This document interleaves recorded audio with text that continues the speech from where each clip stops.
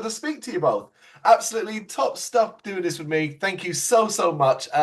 So individually, we'll start with you, Don. Don, how are you doing today? Well, I'm tired.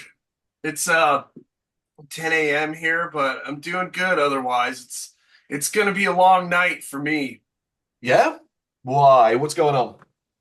Well, it appears I'm gonna be seeing Motley Crue at the Whiskey later tonight. Hey? Yeah, I got into one of those like small shows they're doing. Oh, that should be fun. Okay. Errol, how about you? How are you doing today? Um,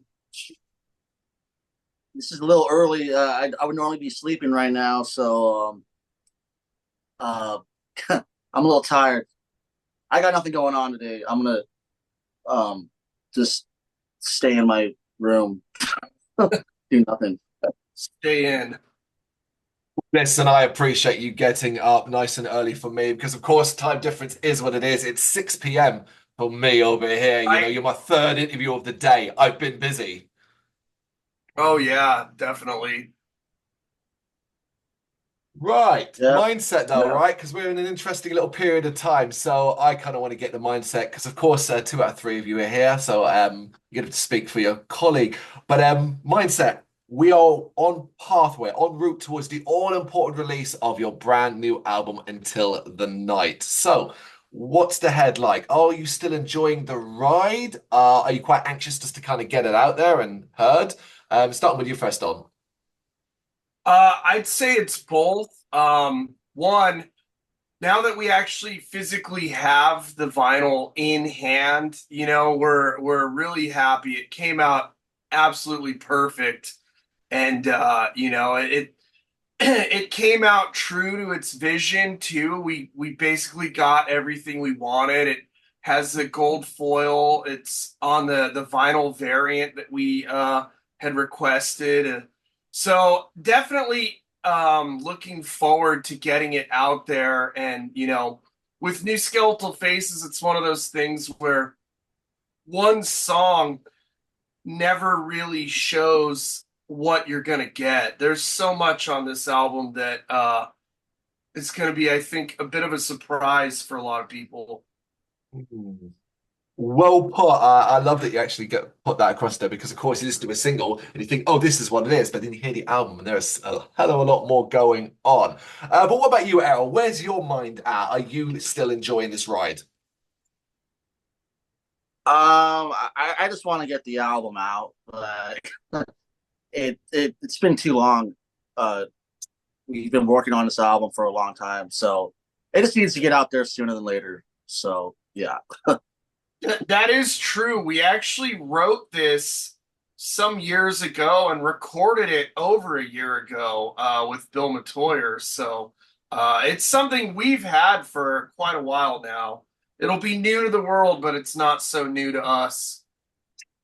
That sometimes is a bit of a common problem for musicians, artists, of course, that you wrote it and you created it such a long time ago and you've basically been sitting it for whatever reason.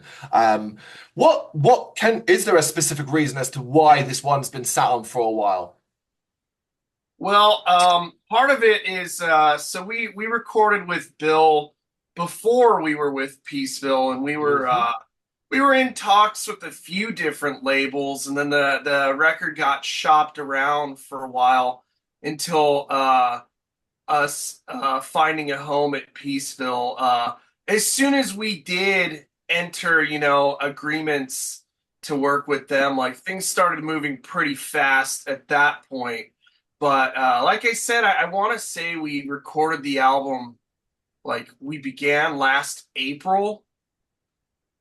So yeah, it was Yeah. recorded. I want to say April 2023. Um, so yeah, we've had most of these tracks for almost a year. Long build. As we said, long build, and a lot goes on in that build. What Starting with you, Errol, has there been anything in the build, the process, the things you have to do as you lead towards an album release that you particularly enjoyed this time around? Be it creation of, say, music videos, or even just press stuff? Um, Yeah, I mean, it's a lot of work with like the music videos and stuff. Mm. It's like it's a lot of hard work. So it's yeah. Once the final product is done, you're like, damn, that's fucking sick. But there's a lot of stress involved, and like sometimes I feel like I'm barely hanging on, trying to get a lot of this stuff to work. Because it's just the way things are. But yeah, it's like art and stuff. I make all the my own art and stuff. I Mm. design flyers and stuff. So yeah, like a lot of you're seeing a lot of my vision in the imagery that you're seeing. So but yeah, like when I see that stuff out there and it's finally done, it's relieving. It So makes the work reward, like the reward makes the work worth it. yeah, yeah. What about you, Don? What about this build to this album have you particularly enjoyed? Well, I appreciate the faster pace because when things are moving a little slow, that's when I kind of get anxious. But it has been a challenge. I mean, a lot of things. Scheduling is always a challenge. I mean, even for the music video, like the scheduling of that was really hard to get done. But in the end of the day, few things really feel as like accomplished as holding the final product in your hands. And I've always appreciated the process too. Same with our previous two records, how it all starts, with the recording, and then next thing you know, you're designing like the layout itself of the album, getting the art together. Poor Errol too. A lot of the times these time crunches can be really hard for art. Where it's like no one's really talking about it, and the next thing you know, art is required. But Yeah. it goes from that to your test pressing to your final press, and all of that's really exciting. Oh, do you find when you get those time crunches, that it kind of just runs away from you, or do you strive? What do you handle pressure well? Um, I mean, I prefer to work at my own pace because Hmm. I don't like when art is forced, and I always feel like uh, it could become a little inauthentic. So, but I don't know, like I've been dealing with this stuff real well, I guess, with the time crunches and stuff. Yeah. I mean, it's good to have deadlines and stuff because when there is no deadlines, you kind of procrastinate, and then next thing you know, like a year goes by and nothing has been done. So it's good that I kind of do need that structure because without structure, I kind of just like I don't know. I'm like floating in space, and I don't know. Is working with Peaceville specifically giving you a bit more structure? um, Absolutely. yeah, sure, yeah. It's been great though, honestly, as far as way back, and this is when we did our first album, Celestial Disease, in 2019.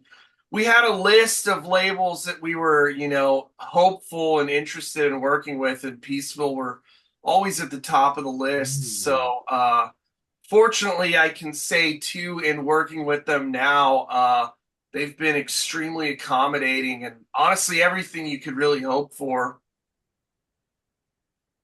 I'm glad to hear that. I'm glad it's been a good time so far. And on par with that, it's been the great response to the singles released so far. Comments online, people seem to be really enjoying what they're hearing from this new album. Does that give you a bit of confidence as to how you think the full thing might be received? Honestly, I'm a little surprised, whenever you do something that's a little different, you're usually going to run into some criticism. We certainly have with the previous records, but so far, It seems to be well received. I think maybe we're at a point in time where a lot more people are interested in a crossover of this sort.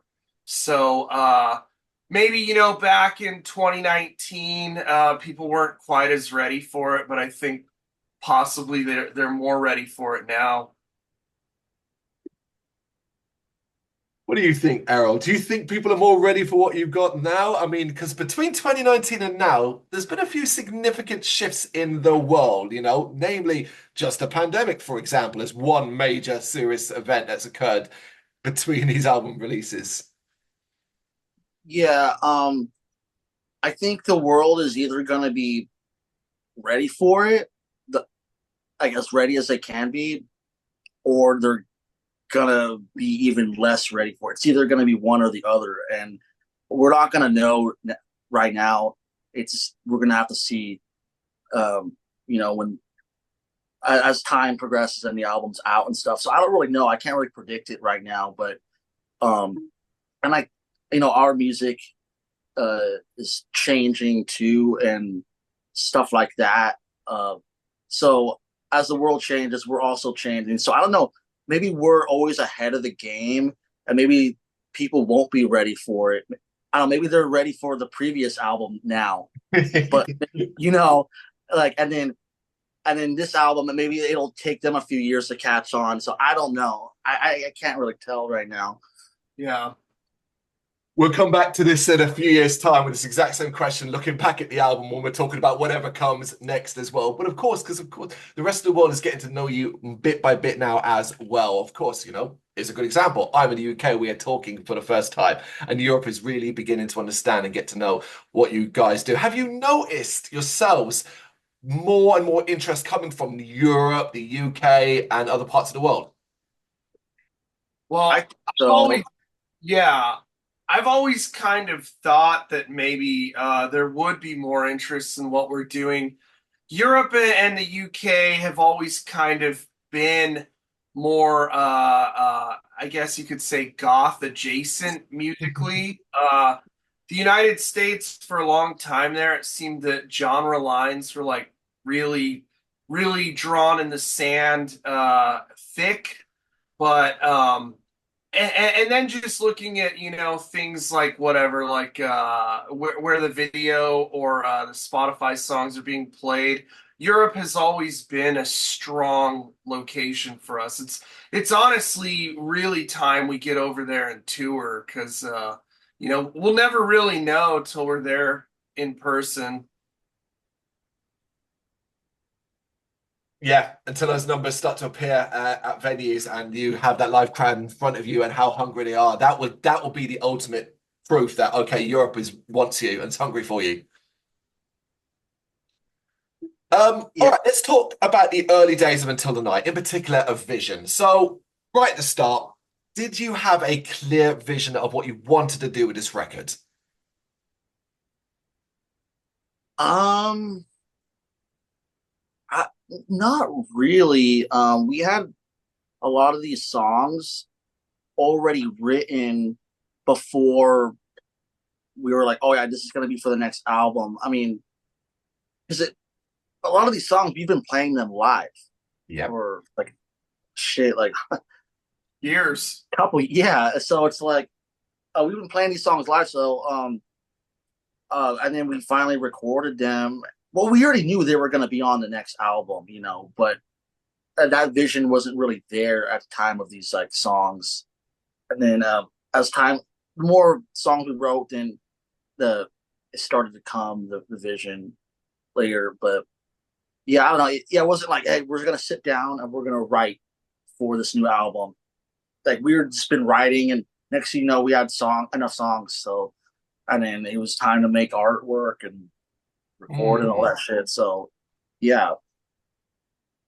Yeah, most of these songs were written in like a relative quick succession, because this was mostly written at the tail end of the pandemic. And then I have I'm fortunate enough, I have a home studio here. So this is where we recorded Celestial Disease and Sextinction. But because of that, were able to do, multi-track high quality demos. So we actually had demoed out this album, yeah, a few years ago. We started getting those demos together. It's like we never set out to write an LP exactly, but it did materialize somewhat quickly. Next thing you know, we had 8 and 10 tracks ready. So it was clear though, I think somewhat early on that this was going to be a true full length and not another 7-inch EP. Do you remember what it was particularly? At what point that you made that decision where you had X amount of tracks that you thought they were good enough and strong enough to go together, and you think, okay, now this is an album. Do you remember that moment? I mean, after we had like maybe like at least like 4 songs, we kind of started thinking that way because we would always play these new songs in a specific order when we would play the shows and stuff, and it felt like oh, this is like a new album, like the track listing and stuff. Even though that order did change, but we were already like thinking of like the order of the songs and how the dynamics would be, and stuff like that. So yeah, but it almost feels like every song that we write, like in a certain order, like the next song that we write is like kind of the next song that would come like in the track order. But I don't know, we ended up like just changing things around later a little bit. So Did you yeah. find that your evolved, styles, what you've learned over the past few years, then had an effect on what you were trying to do with this album? Because you say some of them were written or being played live for a few years back, but perhaps contrasting to what you'd learned over the next couple of years that followed, was there a big difference between how you wanted it sound on record and how it sounded live? Um, I think the way the recordings came out sound exactly like how I would want them to sound. Yeah. So yeah, I mean the songs writing it have changed. I guess you could say they've matured compared to the last album and stuff like that. Um, yeah, there's a lot more layers of melody and stuff in this next album. So before it was like a little bit like on Celestial Disease, I felt like it was a little experimental some parts, but this one has like you could almost easily grasp the melodies a little bit more, and there's like a layer of like guitars and stuff that's a lot different than the previous album. So Yeah, I can say with that, the album. So initially, I was a little worried about what they call demoitis, which is when you have like high quality demos that you kind of fall in love with those. But I'll say the album recordings are just the songs in their ultimate form. Bill Matoyer is such a fantastic guy to work with, and this record truly came out just absolutely how we could have hoped in the end. I mean, everything's absolutely perfect. I mean, there have been some shakeups. Like initially, the lead single was going to be a different song, Okay. but in the uh, in the end, this actually came later when the album was fully recorded and we sat with the masters. Was when we really started to reevaluate, what the single was going to be, what the title was going to be, and stuff like that. So some of those things have changed. yeah, I remember when we were trying to come up with an album title that took a little bit coming up with the album title. There was a lot of disagreements in the beginning with that. So I had no fucking clue what I wanted to call the album. I originally I wanted to call the album Inner Coldness, but that eventually changed. But Yeah, I remember I still have notes of the first time I asked you potential album titles, and I remember some of them being like a bit shocking to me. But yeah, eventually it became clear that Until the Night was the lead single and was really the essence of the album. Now, of course, when you hear the album, you're going to hear a lot of other stuff because songs like Pagan War are very heavy and very aggressive. But Indeed. Until the Night's kind of that balance in between everything you're going to get on the record. Yeah, there is no other song on that record that sounds like Until the Night. Like that song is like that's like the only song that sounds like that. That's a good thing because I hate when albums every single song just sounds exactly the same. So, but yeah, that song isn't even as heavy compared to a lot of the other songs, and there's some songs that are less heavier than that too. So, Yeah. I have heard this album. I know exactly what you're talking about. It is an incredible amount of variety on it. And one of the things that fascinates it to me is there seems to have been no creative boundaries for you. You have clearly, cliche it is done what you wanted to do on this record. So I have to ask, were there any creative boundaries that you did set yourself for this record? um, I mean, normally when I work artistically, there are absolutely no boundaries with me. I'll tell you that much. So, I always just kind of just throw it all out there and then kind of see what happens. A lot of times I don't even Hmm. think about what I do, but with like the art and stuff, I don't have a certain planning. I want to try to do this. I just like attack the canvas and stuff, and like or whatever thoughts that come to my head. I just like let's just try that. Let's try that or whatever. So I don't try to overthink it. I just kind of go with the flow stuff. Yeah, with us, it's one of those things. I obviously New Skeletal Faces kind of transcends a lot of genre lines, which that's one thing that has always been significant for me. I've never been a fan of genre in particular. I just really like and have always gravitated to dark and heavy music. I mean, not to say that's all I listen to, but you know, I wouldn't say that there are any boundaries necessarily, but we do know when something is a New Skeletal Faces song very quickly. Yeah, because there has to, of course, there's going to be something that triggers in your mind, perhaps when you create something where it might be fantastic and you love it as a piece of art, but it doesn't necessarily fit the overall, I don't know, vision of what New Skeletal Faces is supposed it is. Yeah, exactly. There have been songs that it's one of those things. If you have to try too hard at it, you just know that it's not working. And we've always been very good at moving forward from stuff like that. In any instance where a song just doesn't feel like it's coming together, we'll usually move forward quickly into something that does feel more right. Okay, individually, we'll start with you, Don. When you look at the entire process, the entire creation process for this album, I'm talking about the very first note that was laid down to getting the masters back and being able to chill with the vinyl. What were some of your personal, more challenging moments of creating this record? Well, it was recorded in two different locations, is one thing that was a bit of a challenge. So I tracked the drums here in my home studio, and that's where we did the scratch tracks and the drums, and then that all had to be sent out, in multi-tracks to Bill Matoyer.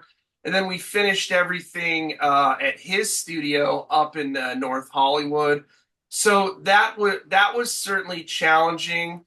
The band has always kind of had a mentality of, we do things in, I guess you could say, an older vein, but the tracks are not if there's metronome in the track, it's only for the first 20 seconds or so. It's single long takes. with minimal punch-ins, and that's for every instrument. It's done in a very you could say like 1970s, 80s kind of mentality when tape was expensive, so you couldn't sit around and just redo things over and over. I mean, the band is well rehearsed, so we got through this all very quickly, but what you're hearing are mostly single long takes, which can be challenging. You have to be an actual band to record in that manner because we're not sitting there to the grid. We're not doing 10-second pieces at a time that then get pieced together. It's nothing like that. It's all also in mic is a very significant thing for myself and Bill. So it's minimal post production and really just getting it right and getting the tone in the microphone, in take. Incredible. How about you, Errol? What were some of your personal challenges? Um, I would say probably like the mixing process of the album was the most difficult because Bill Matoyer, he lives like 3 hours away from us. So it's kind of, we Mhm. can't like just go to his place and mix with him. So a lot of it was kind of back and forth, like emails and telling him how we want it to sound. We did go up there like a few times to mix with him, but it's kind of hard to communicate and explain what you want, like just through like a message, like text message or an email.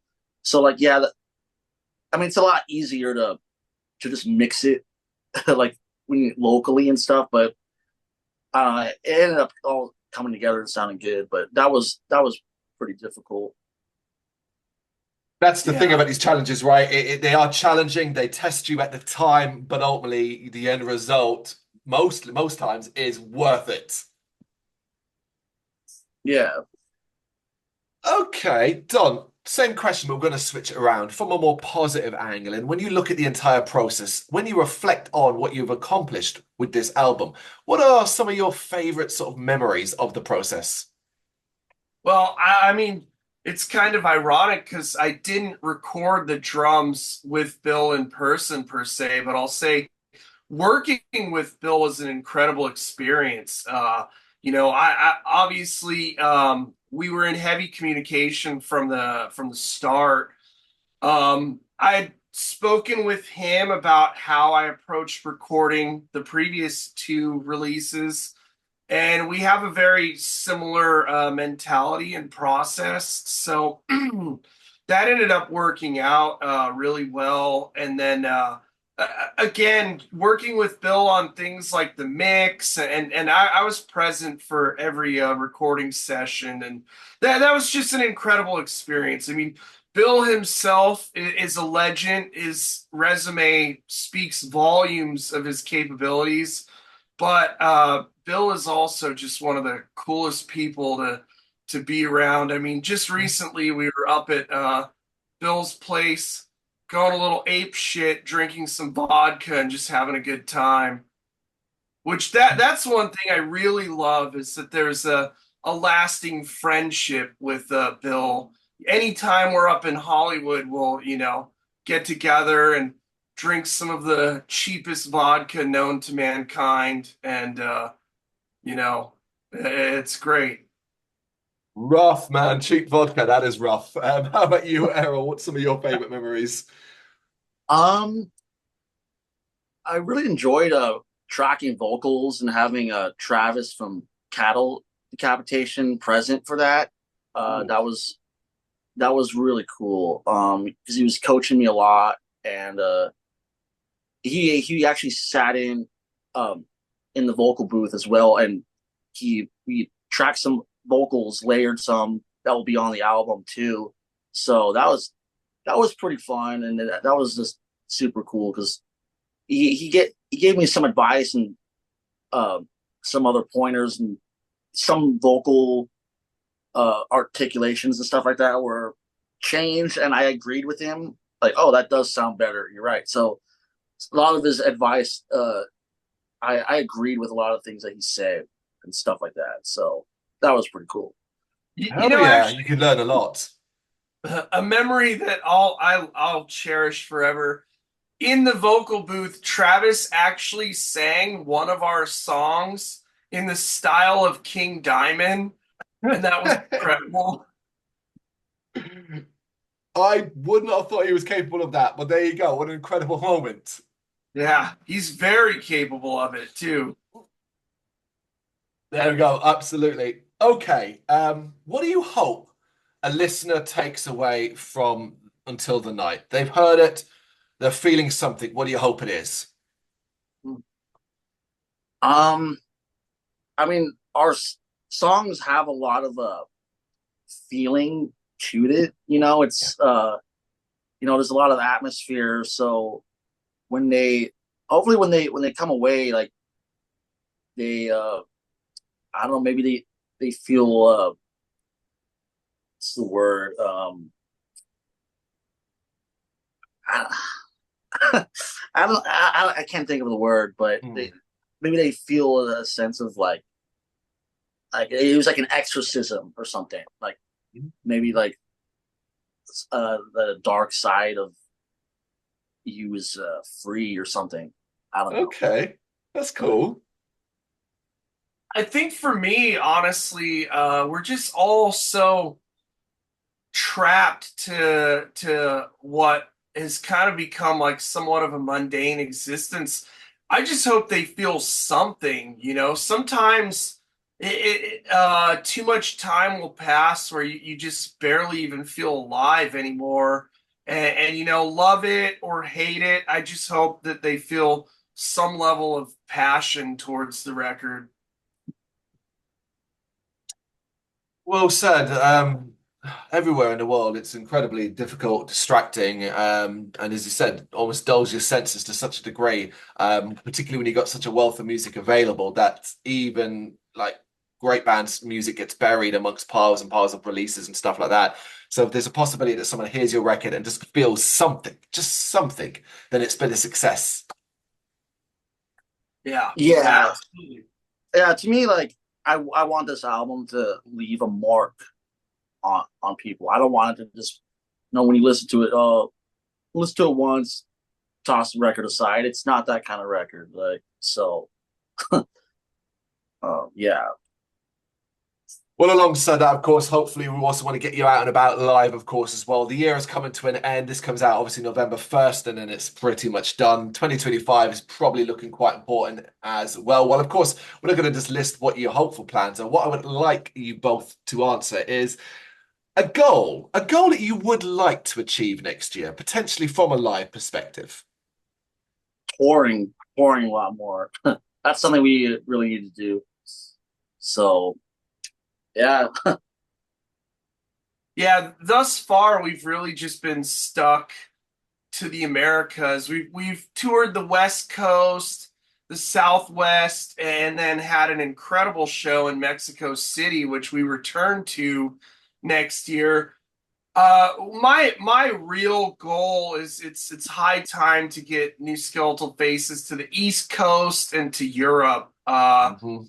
You know, I'd love to be a part of like the festival circuit, and I mean, I don't know if you've seen live footage of us, but we are a band that puts in a great deal of effort into that. In fact, I would say that New Skeletal Faces, in many ways, is in its like truest form in a live setting, which you know, obviously I stand behind our records, but I've always felt that New Skeletal Faces truly is going to win people over in a live setting.